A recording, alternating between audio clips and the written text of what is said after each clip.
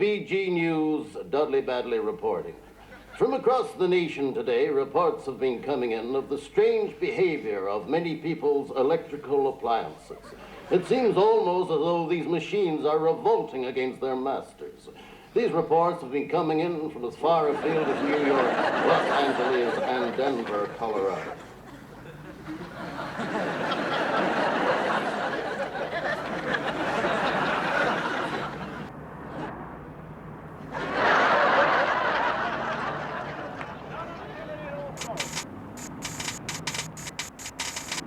Hey, what's with the lights, huh?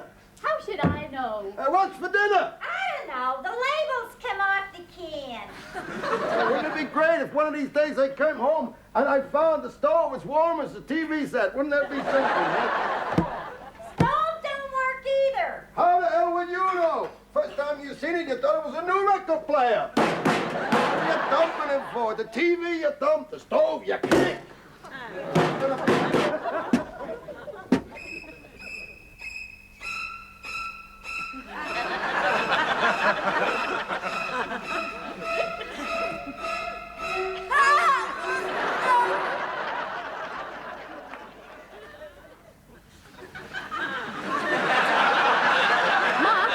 Take a shower now.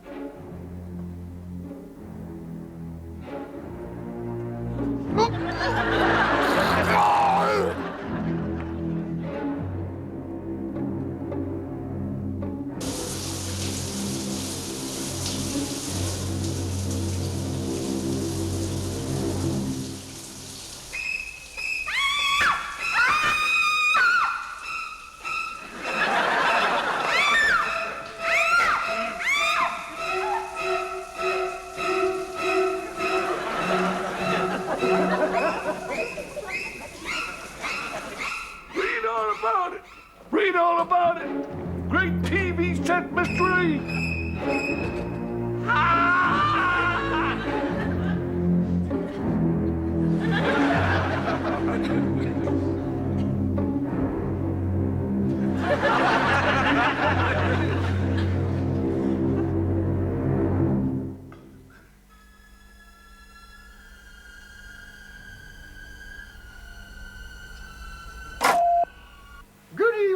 And welcome to the most popular program in the whole country, That's Life. Give it a little flavor. Why not put in just a drop of absinthe?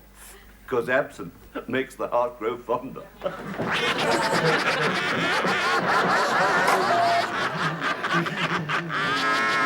You know, I let your face in, and I say, Michael, go and get Snobbits.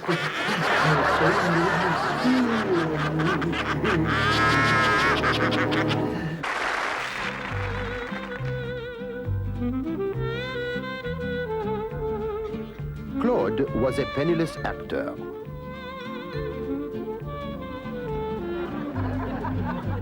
Pierre was a rich banker.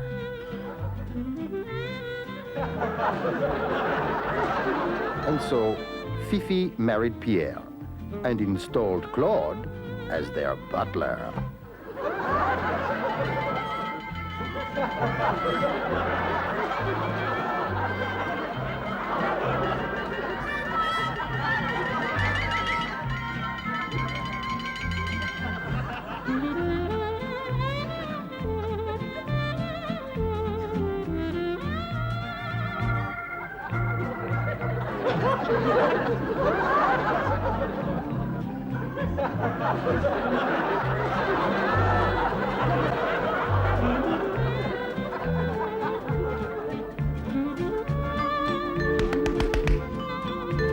But when this didn't work, Claude returned as the chauffeur.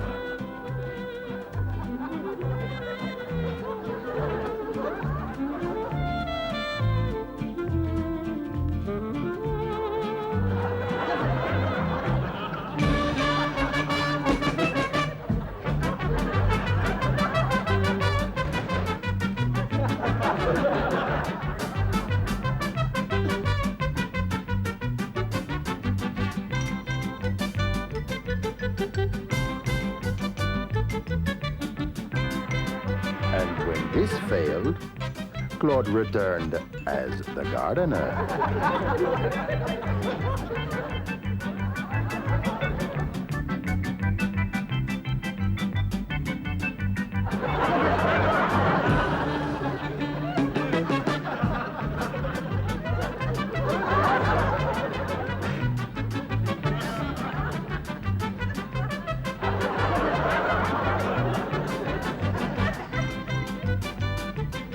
But when he turned up as the maid, his troubles really started.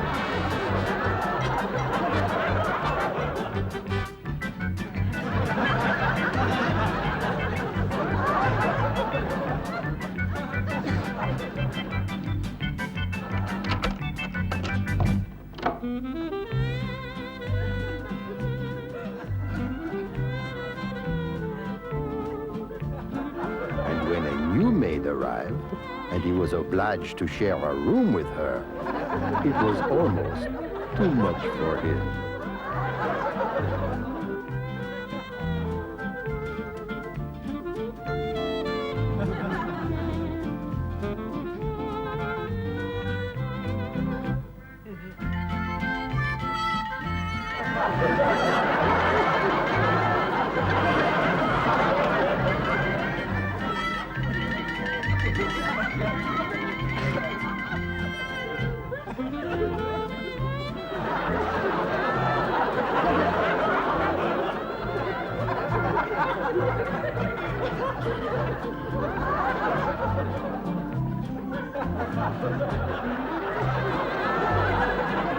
When he found out he had to share a bed with her, it really was too much for him.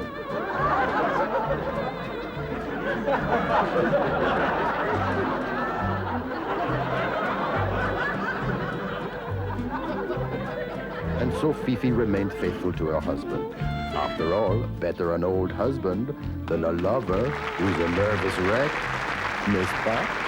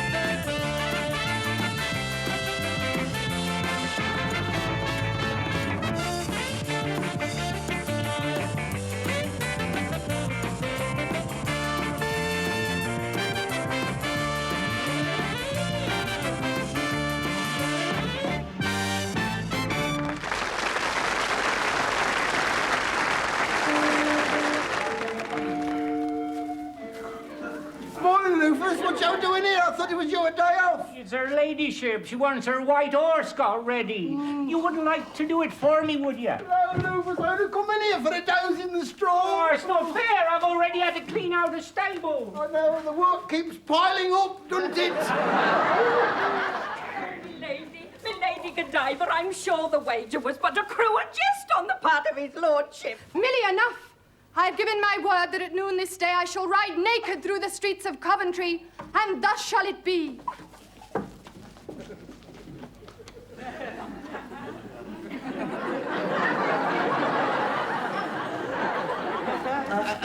Rufus, I've been thinking, Rufus. I don't mind getting her ladyship's horse ready for you if you like. I don't mind. Oh, I thought you was feeling too tired. Well, I was, Rufus, but suddenly I feel refreshed. Oh, no.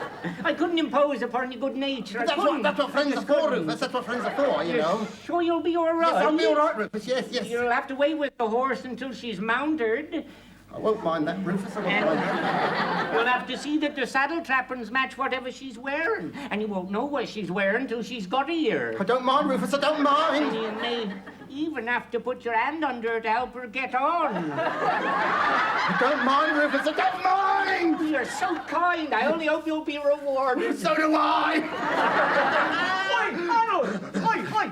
Is that right? Her ladyship's going to ride unclothed down the streets of Coventry? Oh, you've heard, have you, Tom? Well, there's a little tittle-tattle in the village. It's quite right, you know. It's her husband, Leofric, has made her do this wicked thing. Oh, what an evil man he must be. Wicked and evil. Oh, her a lady in her own right, too.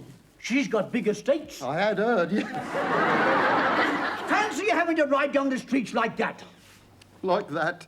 Naked. And with nothing on. Oh, just think of it. I am! Will she be riding that big white horse of hers? Yeah. I reckon she'd show up better on the black one myself, you know. Will she be riding down the high street? Yeah, I reckon so. How does she ride? Side saddle facing left. I think. I've forgotten now. Here, your house is on the left-hand side, isn't it? Yes! Oh, hooray for our side! Cease your whimpering, Millie. My mind is already made up. Groom, Yes. bring me my horse. Right away, you know. Oh, milady, how can you, riding through the streets like that for any man to see? Fear not, Millie. A proclamation has been read instructing all citizens to remain indoors and close their shutters. Easier, your ladyship. Ready when you are. I've warmed the saddle by breathing on it, and I'll put the blinkers on the horse. Groom, don't let her ladyship do this thing. Tell her how wrong it is. Well, it's hardly up to me to argue with the ladyship, is it? I mean, it's for my ladyship's better for mine to go. She has to go, hasn't she? She's better for mine to go. She has to go. Milady, don't do this thing. Let me go in your place. No! Millie, I'm already prepared. Behind this cloak, I am naked as the day I was born. Steady, boy, steady. Steady. Groom, I beseech you. Don't let her ladyship do this. Stop her. Well, I mean, if her ladyship's in the new got no nick, no brook, no pattern. If she's ready to go, I couldn't stand in her way, could I? I mean, I'd like to, but I mustn't. Poltroon! Poltroon? I can't bear to see me ladyship humiliated. Come, groom. It is time I was mounted. Steady. Steady, control. Yes. Groom, Yes. you may go to your quarters. Your ladyship, wouldn't you like me to, hang on to him, because he's inclined to get a little bit frisky? Should I give him a rub down with a curry comb? You may go. Wouldn't you like a leg up? There, you see, I am able to do it alone. So on to Coventry. Your ladyship, the cloak! I've heard about her ladyship. She's gone. She's gone now! Oh, but we'll never catch her up now. That horse can go faster than we can. Not only will we catch her up, but she'll be pleased to see us. Why? That horse hasn't been fed for 3 days, and when he's gone half a mile, he's going to run out of hay. Come on to Coventry!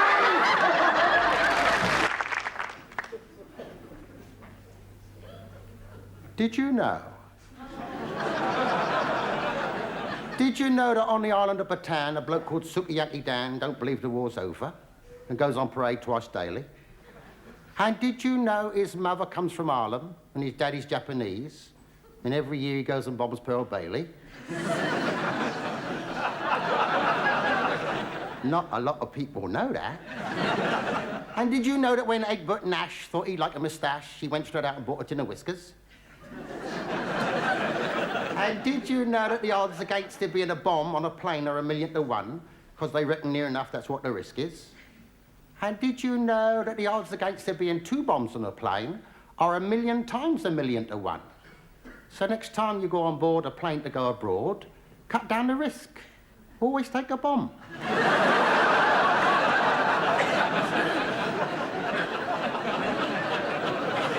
Not a lot of people know that.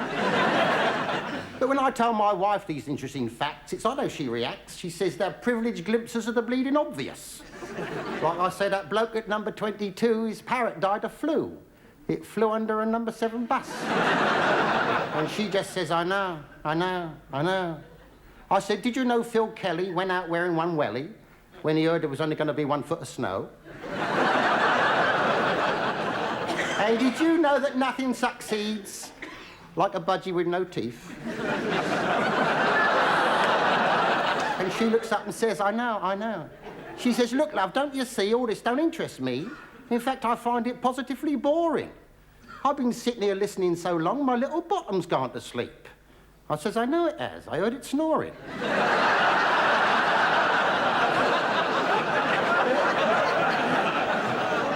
Not a lot of people know that.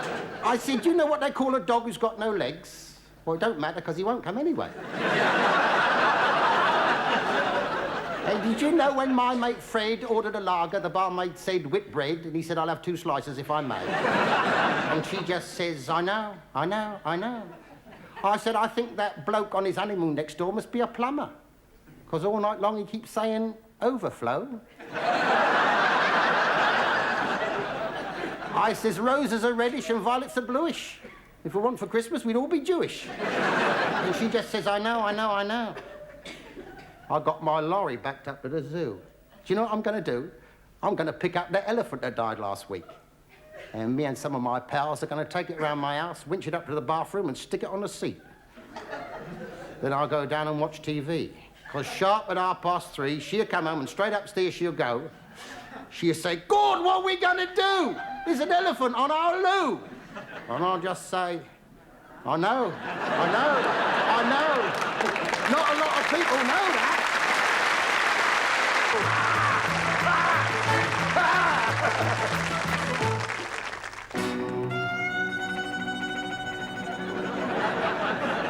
Now Maria was a high-class gypsy.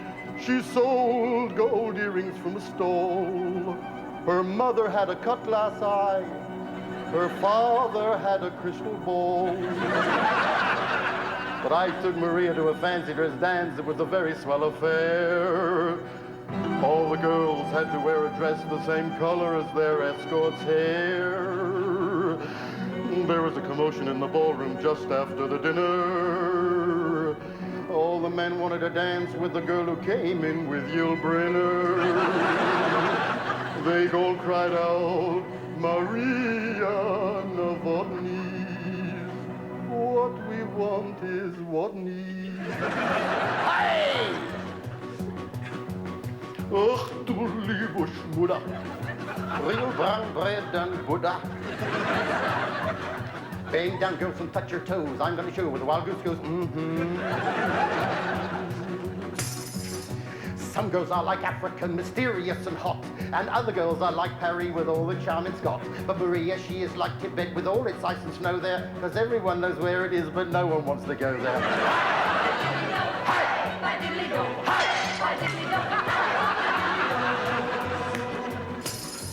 Her teeth were green and brown and yellow. One of them was black as jet. If only she'd have had a blue one, she'd have had a snooker set. I went into a phone box to try to get in touch with my lovely Maria, 'cause I love her so much. But a policeman came and turned me out. I still can hear him yell. He went back into the phone box and he turned her out as well. Dance!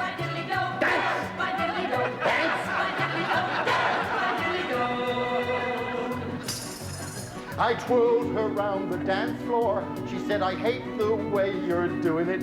I said, why? She said, I've got a wooden leg and you're unscrewing it. Standing on the crosstown bus, hanging by a strap, she let her hanky fall into a sleeping old man's lap. Now he woke up, he looked down, he gave a sheepish grin. He thought it was his shirt tail and he slyly tucked it in.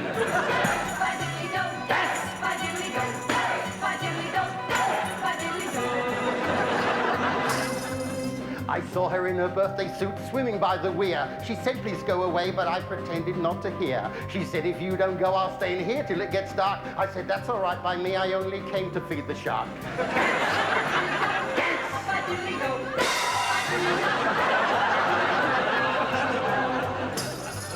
We had a gypsy wedding, but the caterers were mobsters. They blew up all the prawns and shrimps to make them look like lobsters. Yeah. So she stuffed herself with wedding cake and beer and fish and chips. I carried her across the threshold. I had to take 2 trips. But gypsy girl, she's ruined my poor life. She's gone back to her mother and now I'm going back to the wife. Hey, hey, hey!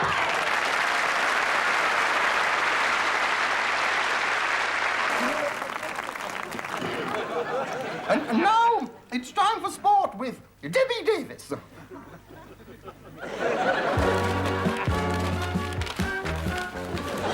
And in a packed program, we have hockey. Yes, it's Putney ladies now at the ball as they race toward the Brimstone goal, and they've scored! In the first minute, Putney ladies are a goal up, and there seems to have been a slight blunder, and we are returning to the studio. We have mixed golf.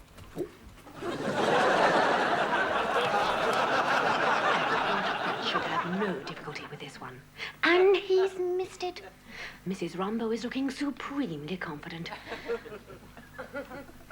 And she's done it. She has done it. We have football.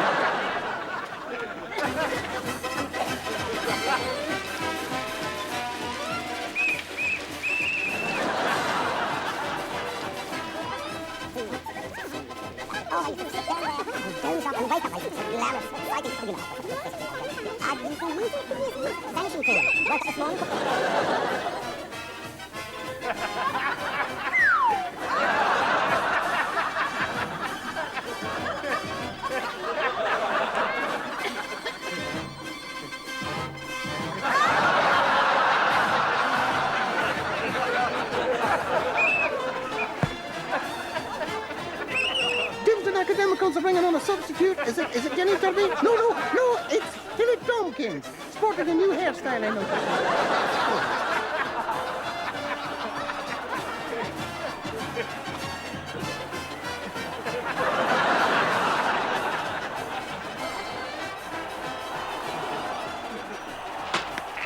And already Tilly is down, and I hope it's not serious yet.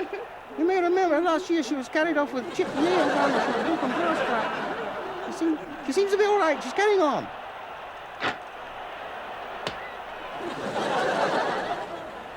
Oh, I tell you that Tilly Tompkins, she's a cool one and no mistake. Look at that. I've never known her get hot flushes or get cross or gossip. She's a good girl. And there she is, playing away there, hugging the touchline. She just doesn't seem to want to leave that touchline. I can't think why it is that Tilly Tompkins wants to stay on the touchline all the time. And I might have known it. And now we're taking a look at the career of veteran goalkeeper Hazel Nutt. Is goalkeeper Hazel Nutt looking very fetching in her pea green jumper, which she tells me she knitted herself. So I'm assured that her boyfriend did have a hand in it. Oh, she's... Oh, she's